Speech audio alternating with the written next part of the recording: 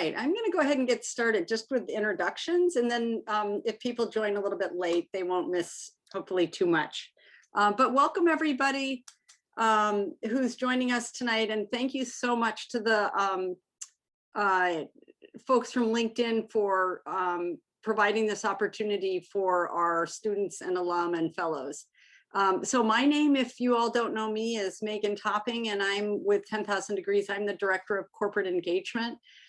So I was going to start out just with a couple poll questions, and then we're going to hand it over to LinkedIn and let them introduce themselves and provide you some information, and then we're going to save a lot of time for questions. So I'm hoping that that's something too that you want to find out a little bit more about.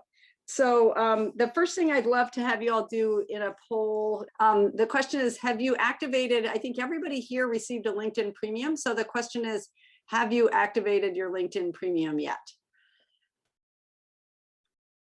All right, great. We'll give it a few more minutes, or a few more seconds, I should say. Share. It looks like a number of you have already activated, which is awesome. And then we have one more question for you before we get started, and then we'll save one for the end. So I'm curious if any of you all have kind of used the actual premium benefits that you get with your LinkedIn Premium. I know some of you were waiting to activate it until you thought that you'd be able to sort of use the benefits. So it looks like 50-50, which is pretty good that some people have started using it. I like to see that. Yeah, that's great. LinkedIn learning courses being taken. Awesome. All right. So I'm going to hand it over to Annie McDonough, and I'm going to let her introduce herself and her team. And I am going to sit and listen and learn a lot along with the rest of you.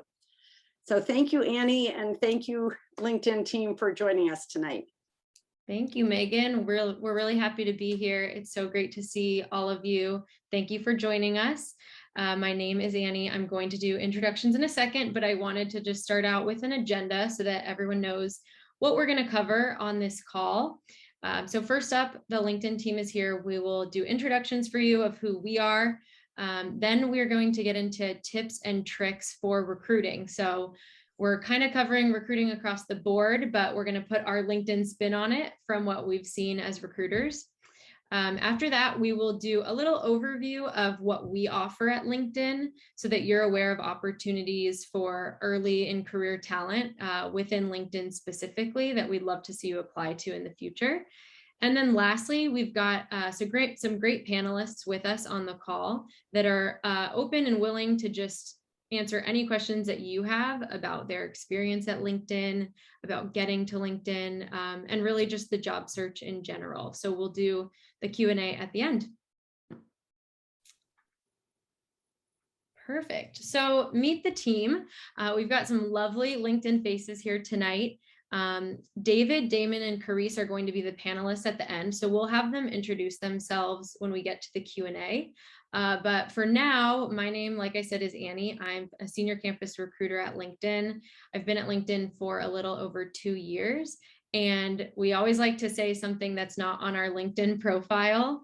So for me, what's not on my LinkedIn profile is that I love the Korean language. I took it in college, and I don't really keep up with it, but sometimes I watch Korean dramas, which helps a little bit.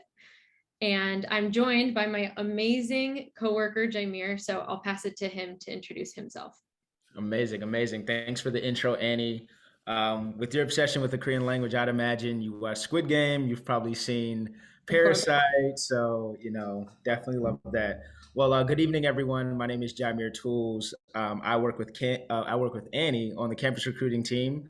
And in my role, I support Annie in recruiting for our business leadership program, as well as our global business internship. I've been at LinkedIn since 2019, but my first exposure to LinkedIn was in 2018 as a global sales intern. Then from there, I transitioned full-time into the business leadership program, where I started my journey with LinkedIn in San Francisco.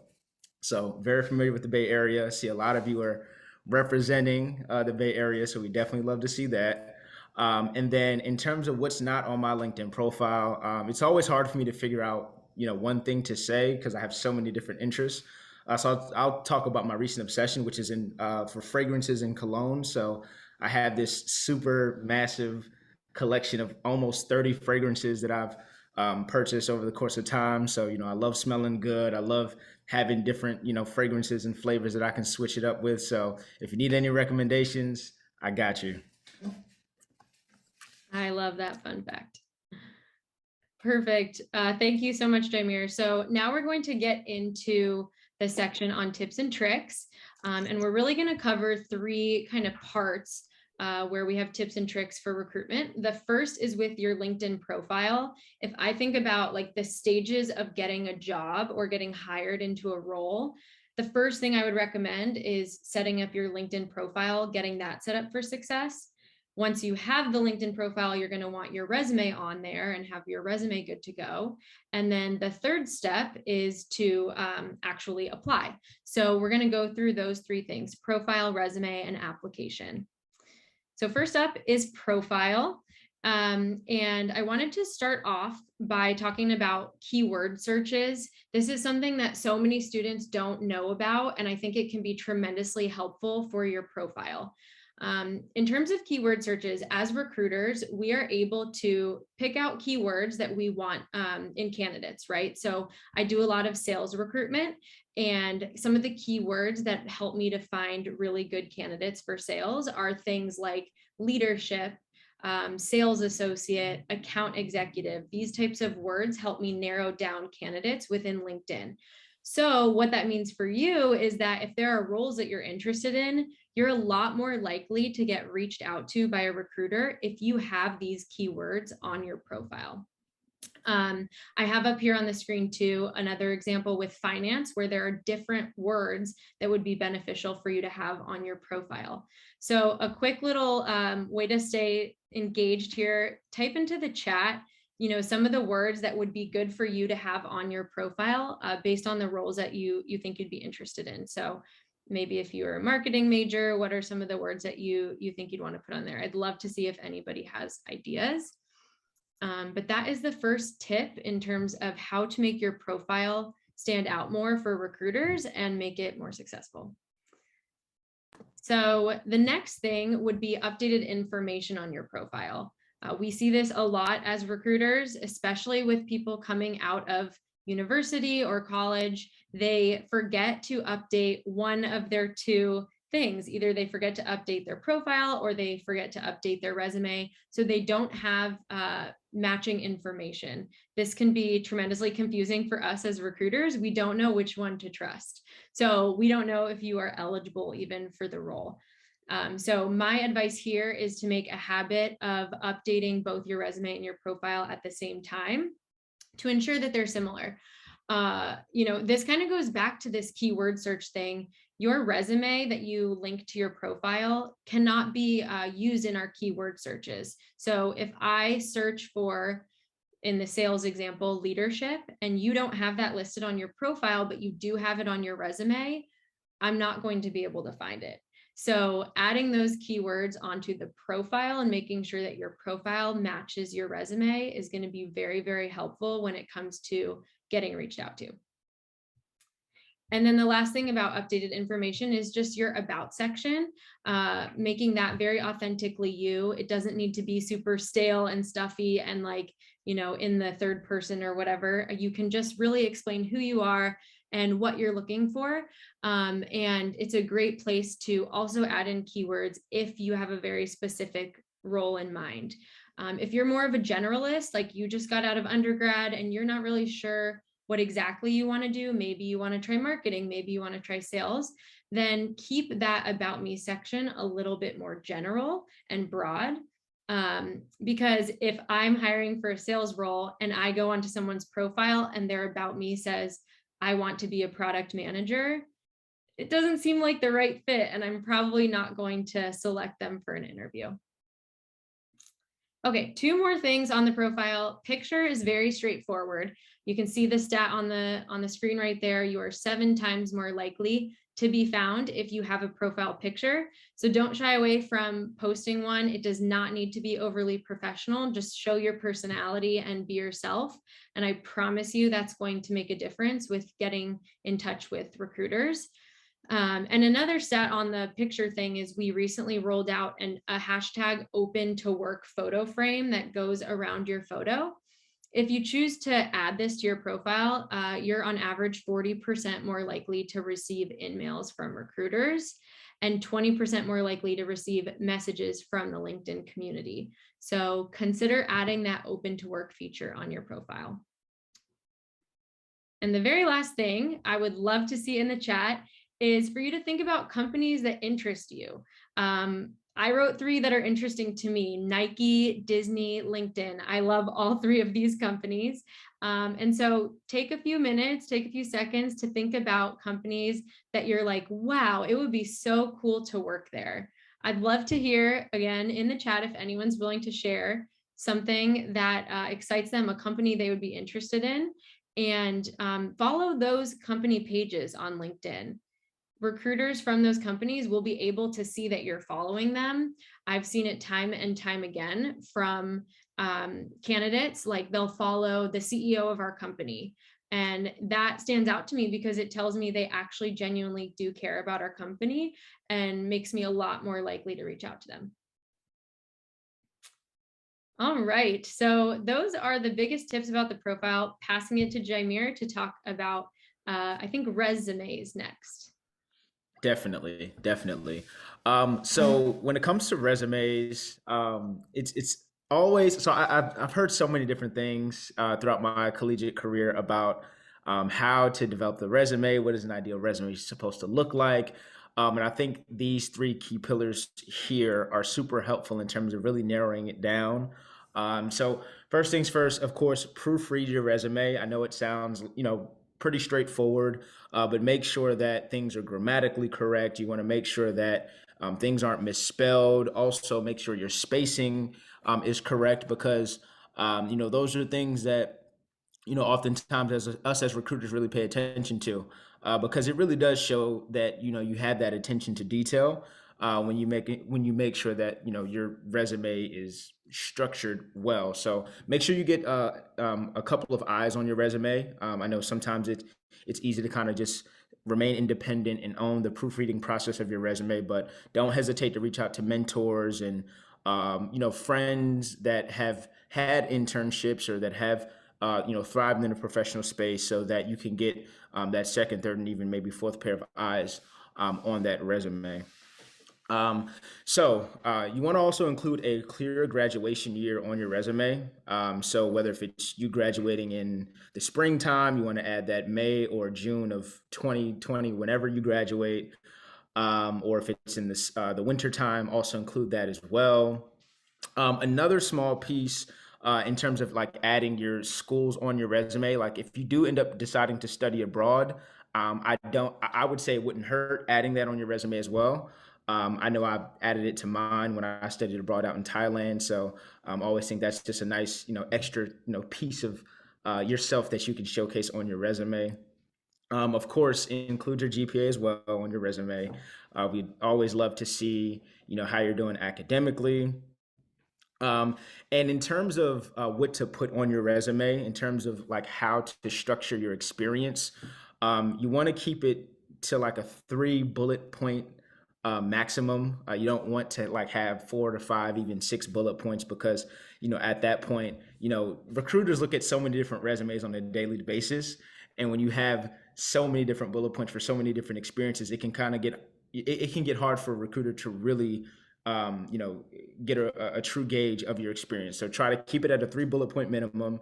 You want to also incorporate tangible metrics if possible. So, if you had a sales internship, you want to talk about, I drove X percent revenue for the company, or I prospected, X accounts for, my account executive partner, whatever the case may be. So make sure you add those quantitative metrics.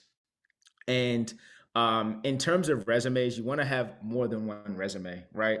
Um, I don't necessarily know the sweet spot of how many resumes in particular, but I will say you want to, of course, have your general catch-all resume that you can pretty much use for all scenarios. But if you know you're interested in very specific internships or full-time roles, you want to make sure you have resumes tailored to those specific roles. So if you're interested in the marketing space, you want to have that marketing resume so you can showcase some of the experience in college that you've had that really aligns to those marketing roles. As Annie mentioned, some people are interested in product management. So you want to make sure that you incorporate very specific skills and relevant experience that correlates to the product management space. So make sure you have those multiple resumes to the different roles that you're applying for, because that'll really showcase your intentionality. And recruiters can really tell that, okay, they did their due diligence to make sure they include those keywords. We're going back to those keywords again. So you want to make sure that you're looking at the job descriptions and adding some of those relevant keywords based on your experience. Because, as she mentioned, us as recruiters, we really do look for the relevant experience, we really do look for those keywords. And we do understand that everyone may not have had internships over the course of their collegiate career, or, you may have not had an opportunity to have that yet as a junior or senior. So if you've been a part of different organizations or done volunteer work, nonprofit work, highly recommend adding that to your resume, because that can be a great way to showcase leadership. You can showcase, project management. You can showcase collaboration, how you build relationships, and just overall, your well-roundedness as a candidate in the pipeline. Because, I know sometimes there's many different factors for folks to not have internships. Totally fine. But if you've been heavily involved in other aspects in college, definitely recommend adding those. We know that some of you may be athletes as well. That's another great way to kind of showcase like your teamwork, your work ethic, and different things of that nature. So don't hesitate to add that to your resume as well. So with that said, I'll transition to the next section. Annie, I think it's on you. Perfect. Thank you so much.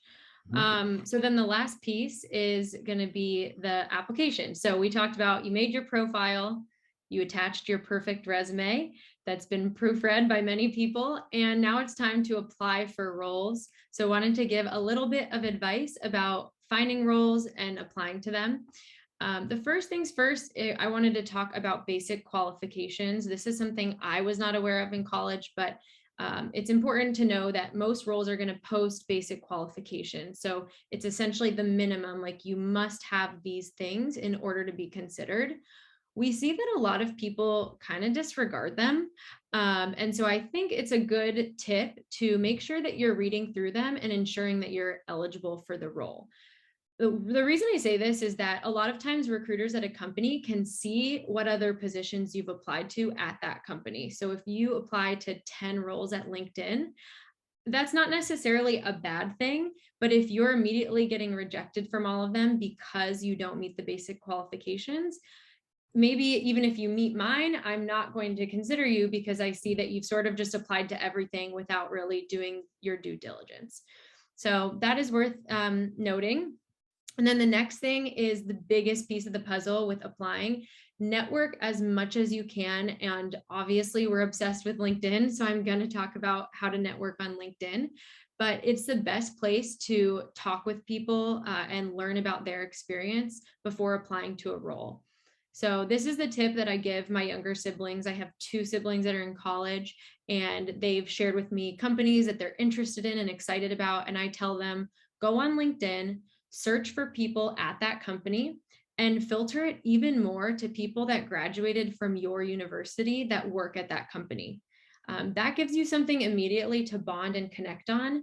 And don't be afraid to just reach out to that person on LinkedIn, explain who you are and why you're reaching out, that you saw that you are both alumni of the same university and you're very interested in that company. You would love to take a little bit of time to talk with them about it.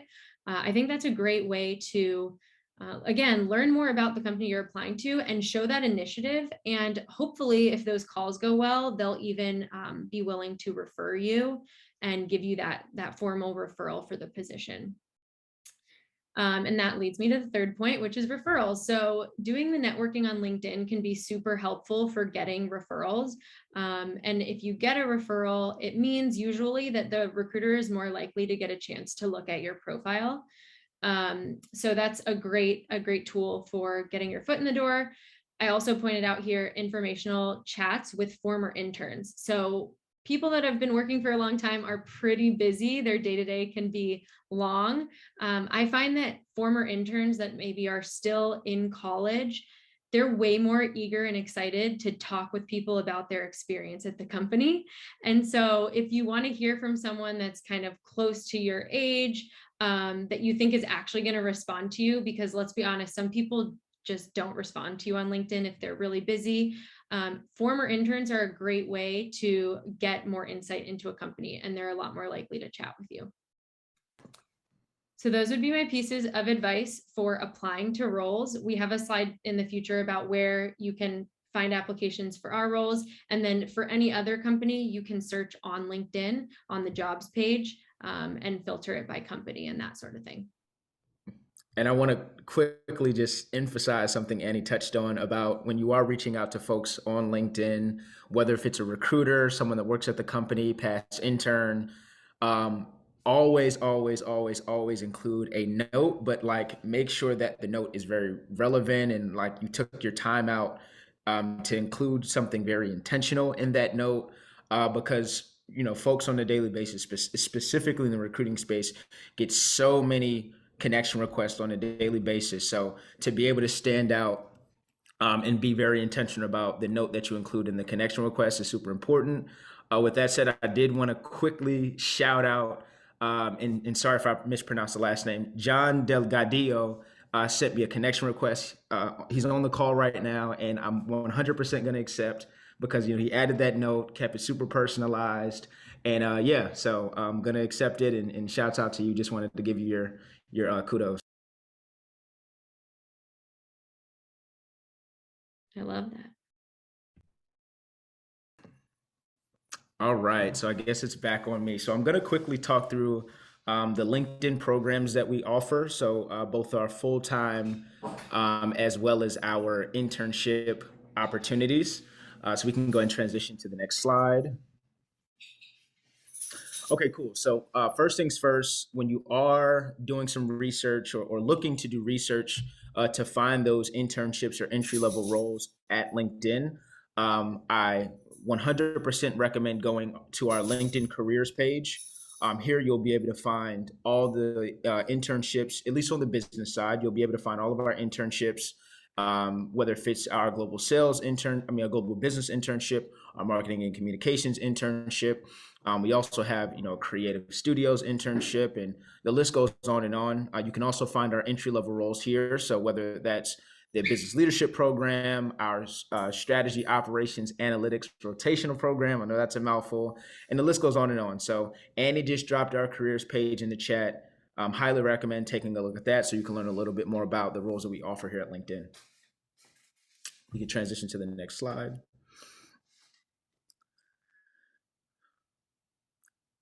Okay, so I'm going to first speak on our business leadership program. Of course, I'm extremely biased that this is my favorite program because obviously I was a part of it and I recruit for it now. So essentially what the business leadership program is, it is our flagship full-time 18-month rotational program designed to develop the future leaders of LinkedIn. While in the program, our associates receive hands-on learning and training. They also have the opportunity to build long-lasting professional relationships with their BLP peers, BLP managers, and many other key stakeholders within LinkedIn's business. And then last but not least, associates receive hands-on mentorship from our BLP managers and other senior leaders at LinkedIn. So it's been about over a year now that the business leadership program has been restructured to now offer associates 4 different talent pathways.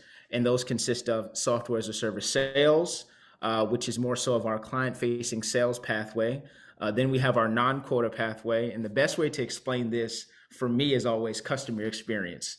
So yeah, this is the customer experience pathway. And essentially, our associates are working with our existing customers and trying to find ways to continue to nurture that business relationship. We also have our media sales pathway, and I love to think about this. As the marriage between digital marketing and ad sales. And then last but not least, we have sales analytics. So if you're more so on the analytical side, you kind of like to flex that side of your that side of your brain, then this is obviously perfect for you. So this is all things, of course, sales analytics, sales operations, you name it. So we can go ahead and transition to the next slide.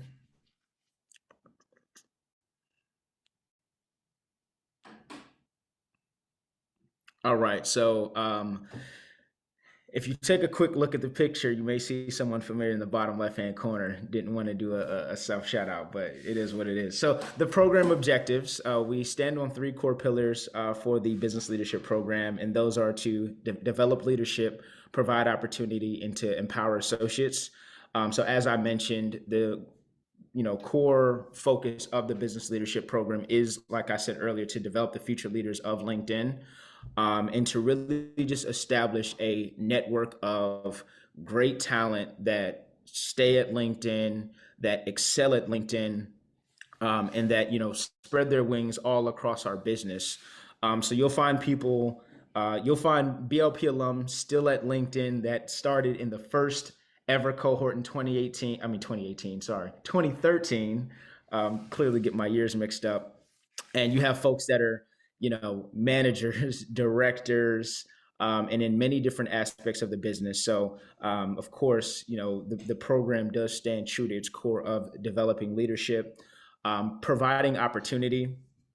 Clearly, this is one of our, this is our bread and butter here. We do offer those 4 different pathways so that folks that, may have interest outside of the client-facing sales space can now, have the opportunity to develop skills and develop a career in many different aspects in supporting sales functions roles. And as I mentioned, you have alum that are all across the company. So when it comes to building those relationships, or when it comes to those doors being open for you as an associate, the opportunities are limitless because of so many associates that are in so many different places. So that's obviously a great way to leverage the internal network that you have being a part of the business leadership program.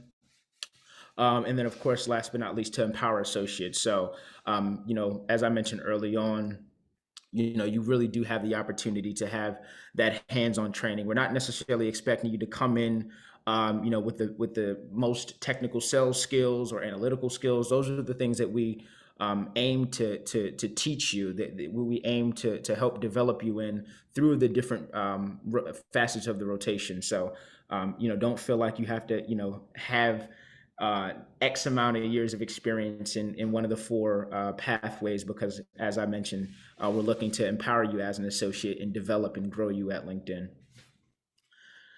We can transition to the next slide. All right, so what do we look for out of our BLP associates?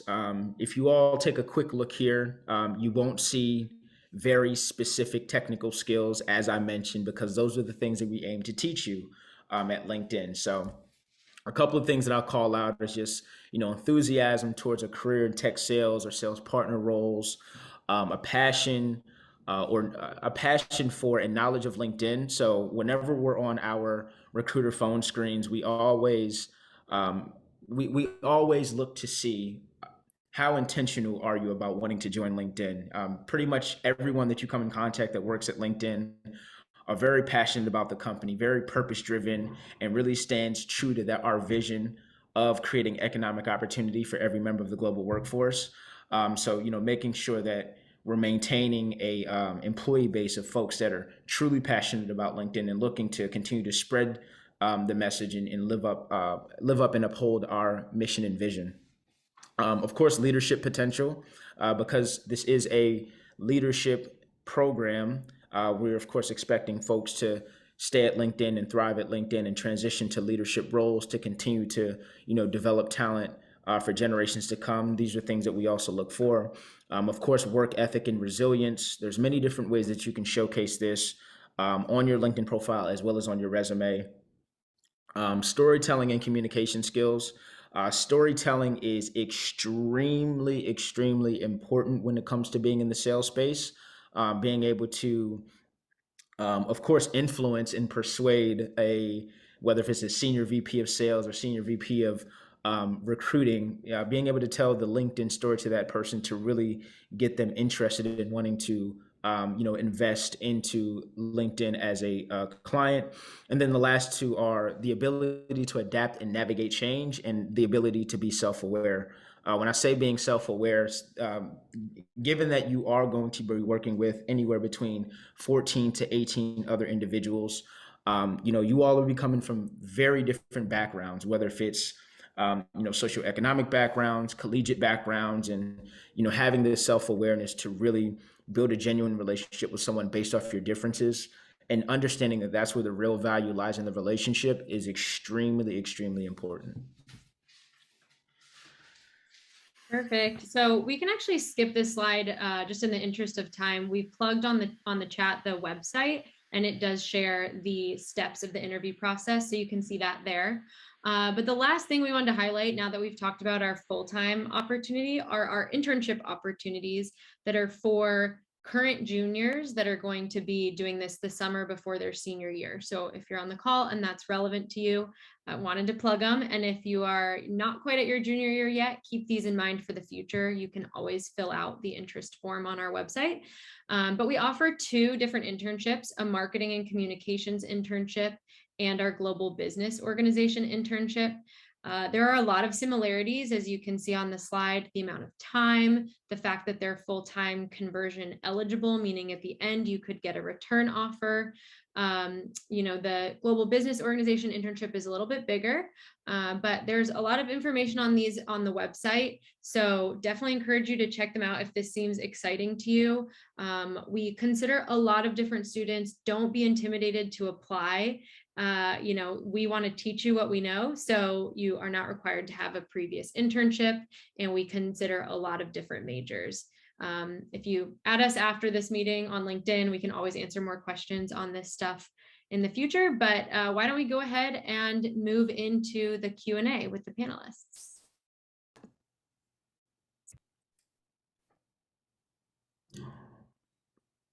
Great. So I guess first things first, we can have our panelists do some quick rounds of introductions. And I think we want to keep this extremely conversational with our audience. So audience, if you do have a question, feel free to click the raise hand feature and we'll, allow you to come to the virtual stage and ask your question accordingly. So the first person I see is Damon. You can go ahead and make your introduction and then popcorn it to either David or Carice next. Cool. Yeah, I appreciate you, Namir and Annie. Megan, it's been wonderful.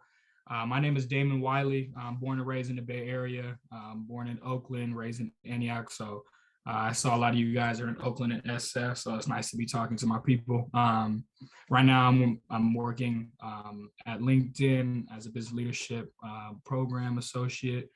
And it's been about my second month here, so it's been quite fruitful. I look forward to not only doing more events like this to give back, but also just to continue to progress in my career as a young professional. And then, Carice, if you want to go. Yeah. Awesome. Hello, beautiful people. I hope you all are doing well. Super excited to see you. My name is Carice Williams. I'm from San Antonio, Texas, and I actually am under the BLP non-quota track. I just recently graduated, so super excited to transition out of BLP, but so far it's been a really great opportunity. So really excited to just meet you all and speak to you all. David, I'll go ahead and popcorn it to you. Thanks so much. Hello, everyone. My name is David, currently based out of sunny South Florida. So I'll have to book a trip to California because something that's not on my LinkedIn profile is I'm a big nature guy, and California just has all the great national parks. So I need to get that underway. But currently, I am in the SaaS, software as a service pathway, where I am an outbound sales development rep supporting our LTS healthcare segment. So I also did do the internship before I started at LinkedIn. So I've been at LinkedIn for 8 months in BLP. Amazing. Thank you all for those awesome intros. So I guess we can go ahead and transition to our audience questions. So as I mentioned, feel free to use that raise hand feature and we can go ahead and do a round robin on these questions. Okay, our first question, and please forgive me for the pronunciation, is it Faiza? Hi, yes, that's actually correct. My question was, is February like right now applying for any LinkedIn internships too late? Should we consider it for our next cohort, or are there still opportunities to apply for this summer? Great question. So I guess I would ask you a follow-up question. Which roles are you typically interested in applying for? I was looking for the BLP program, but also I'm training as a data scientist. So I'm looking if there's any roles that match that. Definitely. So you did mention that you are a data scientist. So we actually do have a team, our team adjacent, which is our campus tech team, who do offer internships in the data science space. You can also find that information in on that careers page if you go to the technical tab. And potentially see if there's any internship opportunities or full-time opportunities in the data science space. But in terms of BLP, we of course are recruiting for our January 2023 cohort. So, if you take a second look at the program, and if it is interesting to you, I would highly encourage you to apply, of course, using the link in the chat. So yes, I hope that answers your question. Yes, that answers my question. Sorry, I'm on the bus, so sorry about that. No worries at all. We gotta love the commitment. Gotta love the commitment. Annie, did I forget anything? Okay, perfect. Any other questions? All right, Samuel, it's on you. Hello. So I applied to LinkedIn because I graduated in December for the SDR role, but I think I was probably didn't meet the basic qualifications, even though it said entry level. So I'm just confused on that one. Does it always go through the Smarter? I think is what's it made me apply through. And I was just wondering, is that normal? Because I seem not to. I never got like an email for like a rejection email or anything. So I'm just confused if it always goes through there for LinkedIn. Oh, go ahead, Annie. Yeah, I was just going to say, we do use Smart Recruiters as our tool. I think that's what you're referring to, Samuel. An SDR position is considered an experienced role, so it'd be a different team hiring for that. Typically it can take a little while to hear back based on volume. We wouldn't be sure for your specific example, but to your point, yes, we do always use Smart Recruiters. I'd love to ask a quick question for our panelists. So I know we talked about networking, we talked about building relationships. So I'd just love to hear, can either of you give the audience an inside look on how you think about networking as well as building and maintaining relationships on and off the platform?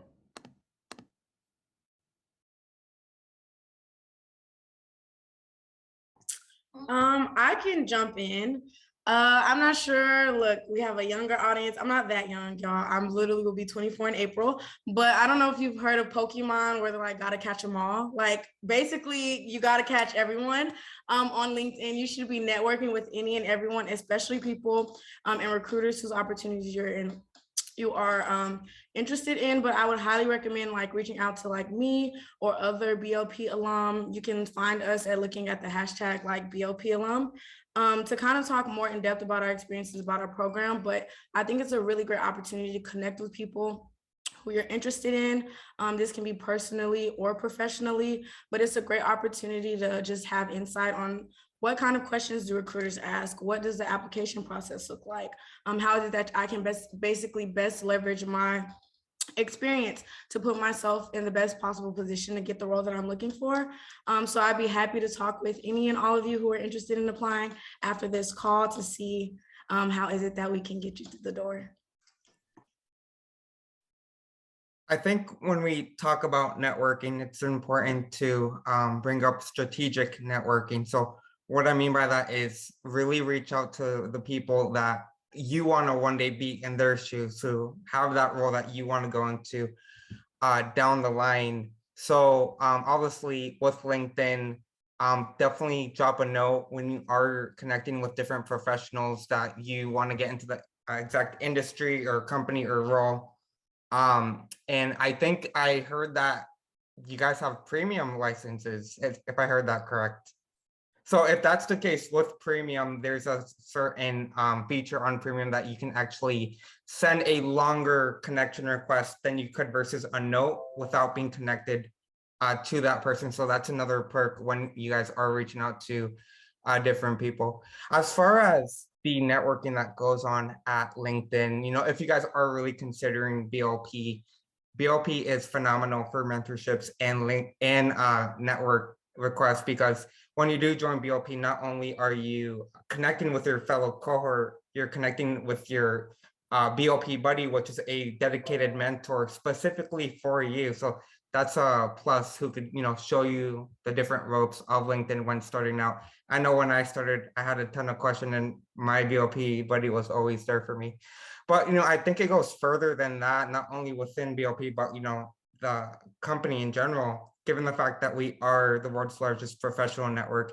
Everyone is very accustomed and, used to the idea of both networking and mentorship. So even, speaking throughout different professionals in LinkedIn, I've been able to form many different mentorships because everyone is just willing to, be a helping hand.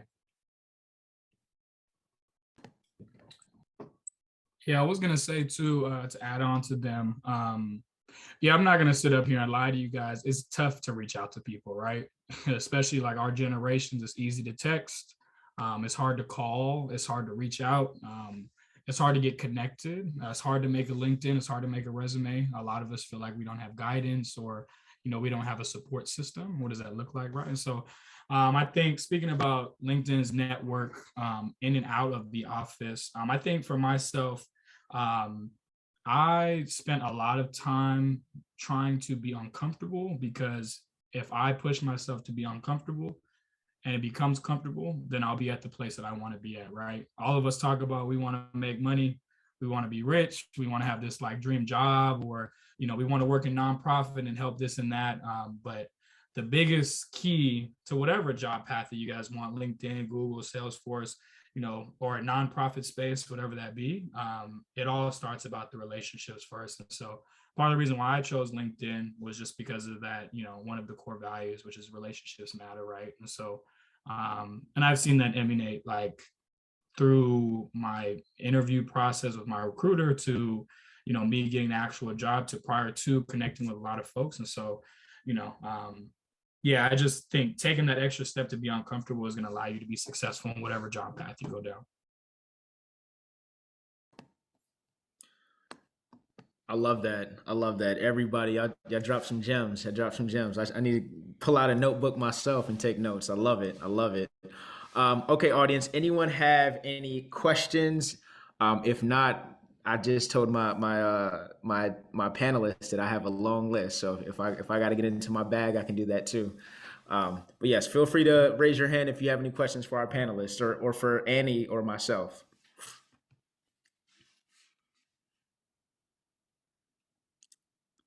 Okay. All right. I'll go ahead and ask another question. So I'd be curious. I would love to hear a little bit more about brand building, right? Because oftentimes people talk about developing your personal and professional brand, and sometimes having a certain personal or professional brand can even help open some of those doors when it comes to networking. So can either of you talk about what it means to build your personal professional brand, and how should someone go about doing that authentically?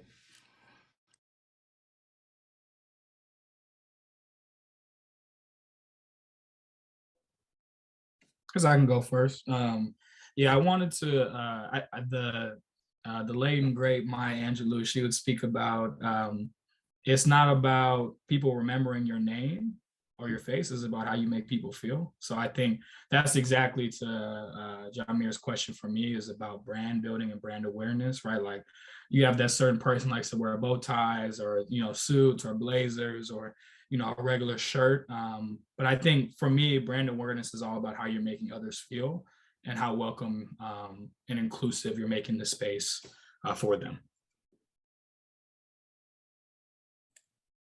Yeah, I would agree. Some words that come out to me when it comes to brand building is really being authentic to your true self. On LinkedIn, it's very important to bring your, yes, be professional, but bring your true authentic self to the platform. I think that's really being professional at the end of the day.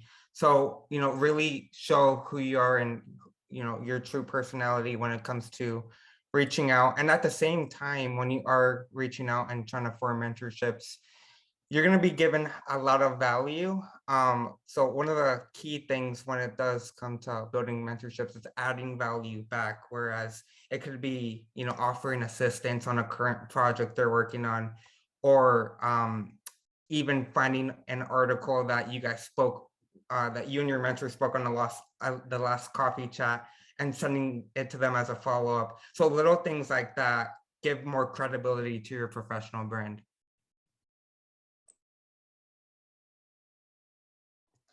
Awesome. And I can jump into retweet at David and Damon. I think those are really, really great responses. I think also too, a way to show up as your authentic self across any network is really just spending time with yourself and figuring out who is it I am and what is it that you want to convey. I think really understanding your intention behind any networking site that you're using is really important. I would also say too, making sure that you are just being open. A lot of times we kind of shy away from vulnerability and who we are because we're scared of how the world will view us. But basically what makes us unique is how we'll be able to tap into our own magic. So I really highly suggest that each person, we are all unique. LinkedIn does a really great job at making sure that you feel comfortable to have the space to be yourself. So I would encourage you to create that for others, as well as just continuing to create that for yourself. That's a mic drop right there. Hearing you all talk about building your personal and professional brands reminds me a little bit about my experience with imposter syndrome. Being a person of color in a space where being in a space that's so foreign to me, which is the tech industry. I didn't grow up with parents that worked in these spaces or friends that worked in these spaces. So there was a lot of imposter syndrome early on in my career. I'd love to hear, any of your stories about potentially experiencing that imposter syndrome and how you overcame that to become more confident in the space that you're in today.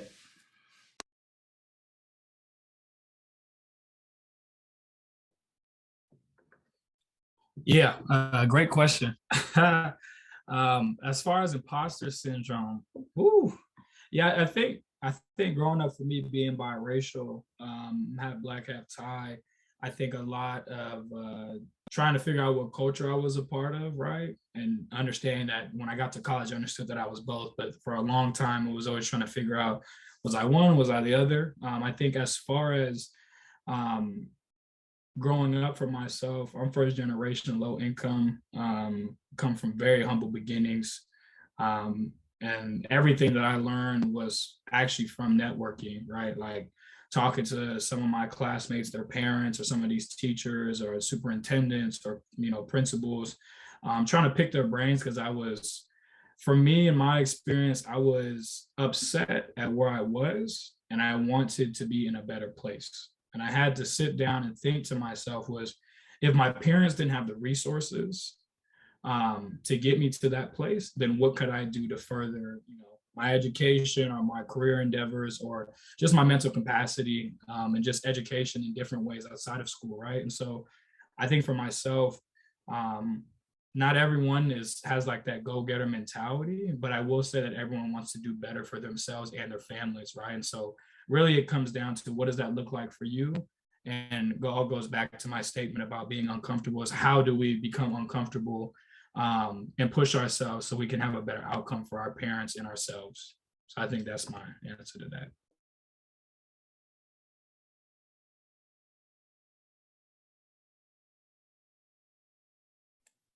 Yeah, I think, Damon, you really hit the nail on the hammer there.